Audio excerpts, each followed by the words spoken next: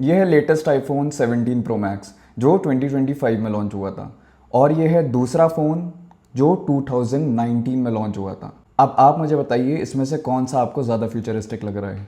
2019 वो साल था जब सारे स्मार्टफोन कंपनी अलग अलग तरीके से इनोवेशन कर रहे थे। एप्पल ने नॉच अपनी रिलीज़ कर दी थी, बाकी सारी कंपनी उसे श्रिंक करने में लगी हुई थी। एक तरफ सैमसंग पिल शेप दे रहा था अपने S10 प्लस में, दूसरी तरफ वो पंच होल दे रहा था अपने S10 में। उस वक्त वन प्लस ने एक स्मार्टफोन लॉन्च किया जो उस वक्त इवन आज के डेट में भी सबसे ज़्यादा फ्यूचरिस्टिक फ़ोन लगता है। वो गए बिल्कुल नॉचलेस। हालांकि आप कह सकते हैं कि सैमसंग ने भी अपने ए सीरीज़ में नॉचलेस जाने की कोशिश की, उन्होंने दूसरा मैकेनिज्म यूज़ किया, और वन प्लस ने यूज़ किया मोटराइज मैकेनिज्म अपने फ्रंट कैमरा के लिए।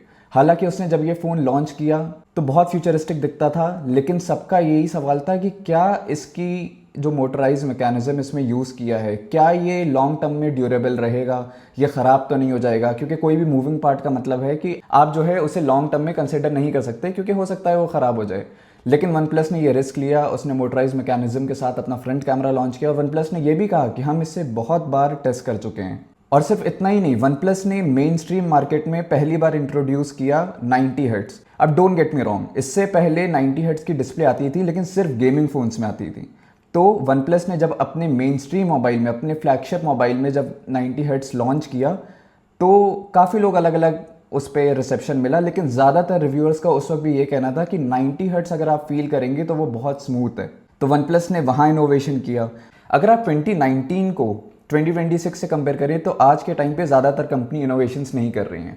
तो इनोवेशन एक तरीके से अपने सैचुरेशन पे पहुंच गए। जो कंपनीज इनोवेशन कर रही हैं, जैसे कि हुआवे है, ऑनर है, दोनों सेम ही ब्रांड हैं, लेकिन वो लोग इनोवेशन कर रहे हैं, लेकिन उनकी मार्केट नहीं है इंडिया में। यूएस में तो उन्हें बैन ही कर दिया है। तो इनोवेशन के नाम पे हमें फोल्डिंग फ़ोन्स मिल रहे हैं जो कि ऑलरेडी एक तरीके से पीक पे ही पहुंच चुके हैं। सैमसंग हाँ उसमें अंडर डिस्प्ले ट्राई कर चुका है, लेकिन हमने उसके रिजल्ट्स देखे हैं फ्रंट कैमरा के। अभी अगर आप वन प्लस की सिचुएशन की बात करें तो one plus is kind of lacking in every corner. अभी तो वन प्लस का मार्केट में ही डामाडोल है, पता नहीं वो मार्केट में सस्टेन कर पाएगा नहीं कर पाएगा। ओप्पो से मर्ज होने के बाद वन प्लस का इनोवेशन खत्म हो गया है। जब तक वन प्लस में कालपे थे मुझे ऐसा लगता है कि तब तक इनोवेशन था, लेकिन कालपे ने अपनी कंपनी खोल ली है नथिंग, और वहाँ पे वो इनोवेशन के नाम पे फ़ोन के पीछे जुगनू दे रहे हैं, तो हम उसे इनोवेशन नहीं कहते। जैसे उनका ये नथिंग फ़ोन 2 है मेरे पास, अगर आप इसे देखें तो इसमें इनोवेशन के नाम पे बस ये ग्लिफ लाइट है जिसके साथ वो एक्सपेरिमेंट करते रहते हैं। I do not call this innovation, ये मेरे हिसाब से सिर्फ एक गिमिक है। तो ये भी इसका डाउन साइड है कि इनोवेशन एक तरीके से हॉल्ट पे आ चुका है। अब देखना है कि हाँ आईफोन 20 के साथ एप्पल क्या करता है, वो देखने वाली बात है। Coming back to OnePlus 7 pro, अगर आप वन प्लस 7 प्रो को आईफोन 17 प्रो मैक्स से कंपेयर करते हैं तो अभी भी आपको वन प्लस 7 प्रो ज़्यादा फ्यूचरिस्टिक लगेगा। अगर आप ये सवाल करें कि वन प्लस 7 प्रो 2026 में कैसा होल्ड करता है, तो हाँ इसके सॉफ्टवेयर अपडेट्स आने बंद हो गए हैं, लेकिन अभी भी ये किसी भी मामले में आज के लेटेस्ट फ़ोन से पीछे नहीं है। आप चाहे इसकी फ्रंट स्क्रीन देख लें जिसकी रेजोल्यूशन आईफोन 17 प्रो मैक्स से ज़्यादा है, और सिर्फ इतना ही नहीं, इसकी PPI भी आईफोन 17 प्रो मैक्स से ज़्यादा है। तो स्क्रीन के मामले में अभी भी वन प्लस 7 प्रो बेटर है। हाँ आप ये कह सकते हैं कि वन प्लस 7 प्रो इतना ब्राइट नहीं है जितना आईफोन 17 प्रो हो जाता है। I mean it goes to 3000 nits और समथिंग, तो यू कैन आर्ग्यू कि हाँ वो ज़्यादा ब्राइट है। वन प्लस 7 प्रो में आपको ये दिक्कत आएगी, जब आप उसे आउटडोर में लेके निकलेंगे तो आपको लगेगा कि हाँ ब्राइटनेस कम है। लेकिन इसके सिवा स्क्रीन में आईफोन 17 प्रो मैक्स ये किसी भी तरीके से पीछे नहीं। आईफोन 17 प्रो मैक्स हाँ डॉल्बी विजन वगैरह देता है, वो उसके एडवांटेजेस हैं, लेकिन हम कितनी ही वीडियोस में डॉल्बी विजन को एक्सपीरियंस करते हैं। अगर आप वन प्लस 7 प्रो की परफॉर्मेंस को आईफोन 17 प्रो मैक्स से कंपेयर करेंगे तो हाँ इट लैग्स बिहाइंड, लेकिन हाँ आप कहीं से भी ये नहीं कह सकते कि OnePlus 7 pro slow feel होता है, क्योंकि अभी के टाइम पे भी अगर आप इसमें पबजी खेलें, BGMI या कोई भी लेटेस्ट गेम खेले तो आपको अच्छा खासा फ्रेम रेट मिल जाता है, आप उससे कंफर्टेबली खेल सकते हैं। हाँ अगर आप प्योर परफॉर्मेंस की बात करेंगे तो OnePlus 7 pro lags behind, लेकिन वो आपको फील नहीं होता। अगर आप डिस्प्ले में भी देखेंगे कि स्मूथनेस की बात है तो वन प्लस 7 प्रो में 90 हर्ट्स आता है, आज के लेटेस्ट आईफोन्स में 120 हर्ट्स आता है। हालांकि एप्पल को बहुत टाइम लगा 120 हर्ट्स अपने नॉन प्रो आईफोन्स में लॉन्च करने के लिए, लेकिन खैर वो अलग मुद्दा है। अभी वन प्लस मेरे हिसाब से is not the same company that it used to be. It has settled and I feel उसका बहुत लेना देना है कालपी के एग्जिट से। अगर हम ये बात करें कि अभी के टाइम में 2026 में वन प्लस 7 प्रो किस एक एस्पेक्ट में it lags behind, I would say कि कैमरा। और ऐसा नहीं है कि वन प्लस 7 प्रो 2026 में ही it lags behind in terms of camera.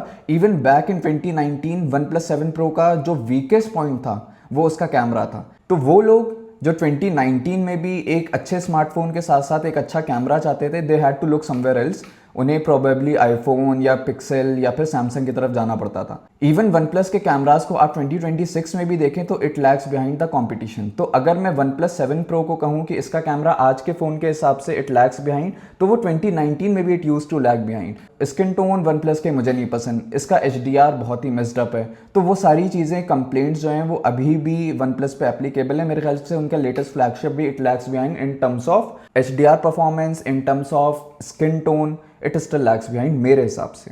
मैंने ये फ़ोन 3.5 साल यूज़ किया, उसके बाद मैं आईफोन 14 प्रो पे शिफ्ट हो गया, लेकिन ये फ़ोन अभी भी मेरी मम्मा यूज़ करती हैं एज अ प्राइमरी फ़ोन। तो आई कैन स्टिल से कि उन्हें कोई प्रॉब्लम इसमें फेस नहीं होती। वन प्लस का ग्रीन स्क्रीन इशू था उस वक्त के फ़ोन में बहुत ज़्यादा, इसमें ग्रीन स्क्रीन इशू भी नहीं था। हालांकि हाँ, बीच में इसमें ग्रीन स्क्रीन इशू आया था, लेकिन वो अपने आप फिक्स हो गया। कैसे, पता नहीं। तो मुझे लगता है अभी भी स्मार्टफोन मेकर्स ये कर सकते हैं। चलिए आप ठीक है, आप फ्लैगशिप में अपने लॉन्च मत करिए कोई इनोवेटिव फीचर, लेकिन आपकी जैसे सैमसंग की ए सीरीज़ है, आप उसमें पहले एक्सपेरिमेंट करते थे, आप अभी भी कर सकते हैं। आप एक फ़ोन ऐसा लॉन्च करिए, चाहे सैमसंग हो, चाहे इवन वन प्लस हो, आप एक फ़ोन ऐसा लॉन्च करिए जिसमें आप कुछ ना कुछ इनोवेशन करें।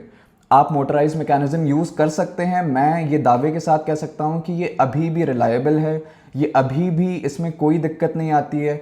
और बात रही ये कि इससे वाटर रेजिस्टेंस फ़ोन की कॉम्प्रोमाइज़ हो जाती है, तो ऐसा भी नहीं है पूरी तरीके से। मतलब हाँ, कुछ हद तक वो कॉम्प्रोमाइज़ हो जाती है, लेकिन वो पूरा सच नहीं है।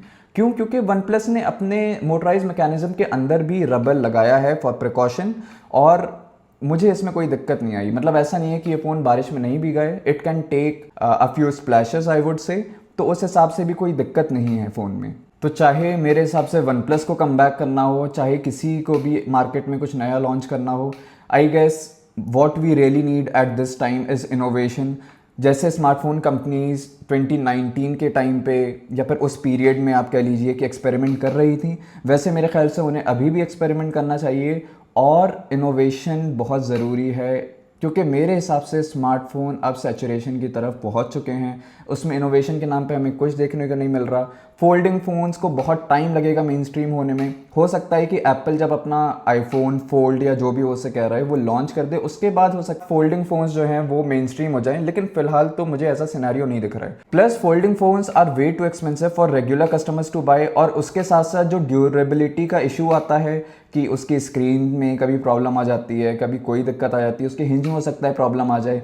तो कोई भी रेगुलर कस्टमर जो फ़ोन को 4 साल या 5 साल चलाने का सोच रहा है, या एटलीस्ट 3 साल चलाने का सोच रहा है, वो किसी फोल्ड में जल्दी इन्वेस्ट करना नहीं चाहता। तो मेरे हिसाब से इनोवेशन आप कहाँ कर सकते हैं? आप अंडर डिस्प्ले कैमरा में एक्सपेरिमेंट कर सकते हैं if you are confident in that, या फिर आप अभी भी मोटराइज मैकेनिज्म की तरफ जा सकते हैं। जैसे हुआवे ने अभी अपना एक गिम्बल जैसा फ़ोन चाइनीज़ मार्केट में लॉन्च किया है, जिसकी वीडियोज़ आपको अलग अलग चैनल्स पर दिख जाएंगी।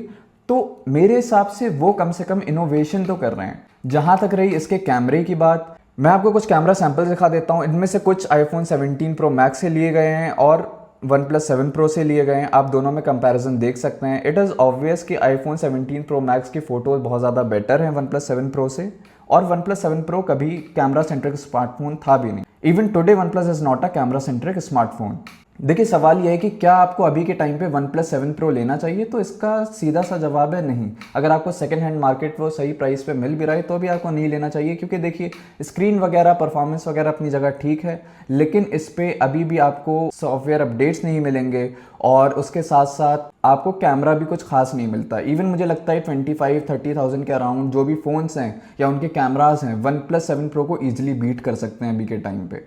तो इस वीडियो को बनाने का मकसद सिर्फ ये है कि एक पॉइंट था जब सारी companies including one plus 7 pro कुछ ना कुछ अपने फ़ोन में डिफरेंशिएटिंग फैक्टर इंट्रोड्यूस कर रही थी, लेकिन अभी मार्केट ऐसे सिचुएशन में पहुंच गया है जहाँ पे स्मार्टफोन्स में इनोवेशन के नाम पे हमें सिर्फ इंक्रीमेंटल अपडेट्स देखने को मिलते हैं। तो हमें बहुत ज़रूरत है कि सारी कंपनीज फिर से इनोवेशन करना शुरू करें। तो कुछ कंपनीज अभी भी इनोवेशन कर रही हैं, लेकिन जो मेन स्ट्रीम स्मार्टफोन मार्केट है उसमें अभी भी हमें इनोवेशन के नाम पे ज़्यादा कुछ देखने को नहीं मिलता सिवाय इंक्रीमेंटल अपडेट्स के।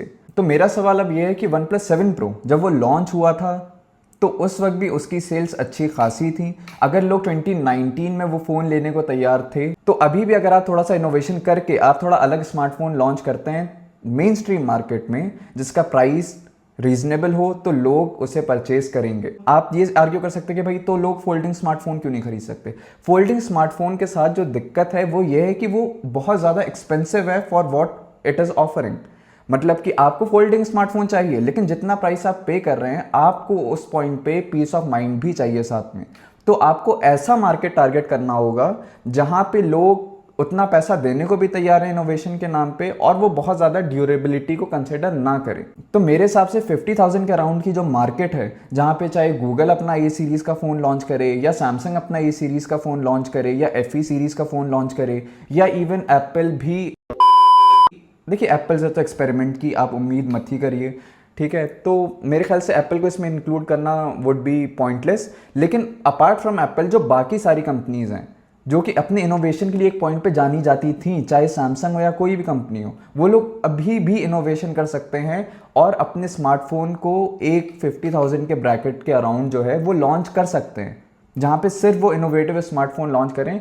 And I can say this with utmost confidence कि अगर आप 50,000 के अराउंड अभी भी एक्सपेरिमेंट करेंगे तो लोग आपके फ़ोन्स लेंगे फॉर द डिफरेंशिएटिंग फैक्टर, क्योंकि अभी लोगों को सारे स्मार्टफोन्स एक जैसे हैं। तो ज़्यादातर लोग चाहे जो आईफोन की तरफ जा रहे हैं, आई मीन सबके पास लगभग सेम ही फ़ोन है, कोई डिफरेंशिएटिंग फैक्टर किसी फ़ोन में अब है ही नहीं। वहाँ पे आपको इनोवेशन की ज़रूरत है। इनोवेशन भी आपको ऐसा करना है जहाँ पे लोग इतना ज़्यादा पैसा ना डालें कि वो हर चीज़ को कंसिडर करने लगें कि ये इनोवेशन जो है वो लॉन्ग टर्म में कितने ड्यूरेबल रहेगा। तो आप क्या कर सकते हैं कि आप एक ऐसी मार्केट टारगेट करिए जहाँ पे अगर आप कोई भी स्मार्टफोन लॉन्च करते हैं तो लोग जो है वहाँ पे उतना पैसा देने को तैयार है फॉर द इनोवेशन इटसेल्फ। अगर आप 1.5 लाख का या 2 लाख का फोल्ड फ़ोन लॉन्च करेंगे तो लोग वो नहीं लेंगे ड्यूरेबिलिटी की वजह से, क्योंकि बहुत ज़्यादा पैसा उसमें डालने के बाद अगर आपको ड्यूरेबिलिटी एक आपका मेजर कंसर्न बन जाता है तो लोग नहीं करेंगे। तो मेरे हिसाब से OnePlus 7 Pro या 2019 का जो एरा था जहाँ पे कंपनीज एक्सपेरिमेंट वाकई में कर रही थी, वो अभी भी वापस आ सकता है।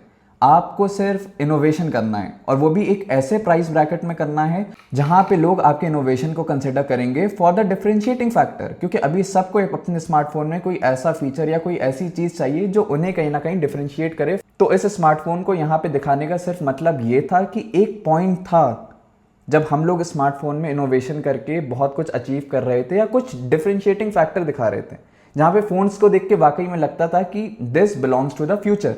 तो अभी वो चीज़ ख़त्म हो गई है। हर कोई एप्पल को फॉलो करने में लगा हुआ है, और एप्पल का इनोवेशन हम सब जानते हैं वो ना के बराबर है। तो I would suggest every company, थोड़ा आप इनोवेशन करिए। आप 40 to 50,000 का जो मार्केट है आप उसमें अपने फ़ोन्स ऐसे जिसमें आपने कुछ इनोवेशन किया आप लॉन्च करिए and people will consider. So this was a video, और ये मेरी काइंड ऑफ आप कह लीजिए पहली यूट्यूब पे वीडियो है अभी। और अगर आपको ये वीडियो पसंद आए तो please like and subscribe, and I will see you in the next one, and I will try to stay consistent with my videos. At least मैं वीक में एक बार अपलोड करूँ कुछ ना कुछ टॉपिक, कुछ ना कुछ एक्सप्लोर करते हुए। Thank you.